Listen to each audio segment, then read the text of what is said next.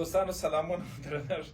نن د دغه ویډیو په مورد کې غواړم چې بحث در سره وکړم د دغه دردېدلي ځورېدلي او کړېدلي مجردانو په مورد کې غواړم چې بحث در سره وکړم. ما به داسې فکر کوي چې دا مجردان یوازې په افغانستان کې دلته اقتصادي بحران دی، دلته بېروزګاري ده، لوړ نامناک کوونکی ولور دی، بېځایه رواجونه دي، ضد و ضد بازي دي، اسراف دی. په دې خاطر باندې د مجردانو تعداد زیات دی. و چې دلته ګورم دې مجردانو ته تاسې دا ویډیو وګورئ تر پایه پورې، حتی تر دغه اندازې پورې تاسو وګورئ چې مجردان کوم ځای ته تللي دي او څه وایي په دا ویډیو کې. راځئ چې ټوله یې سره ووینو. السلام علیکم. سید احمد سیلاب خیریه بنسټ. سیلاب صاحب دلته په امریکا کې سخت زیات مجردان دي. دا وګوره بیچاره ګرځي، دغه مجرد دی بیچاره، دا غواړي چې واده وکړي.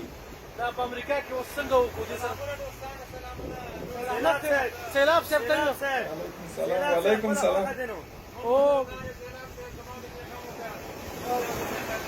دا امریکا کې د سیلاب صاحب دغه غم وخوره، دغه غم وخوره سیلاب صاحب. الله سیلاب صاحب ځان غر کړي، ځان غر کړي سیلاب صاحب. سیلاب صاحب دا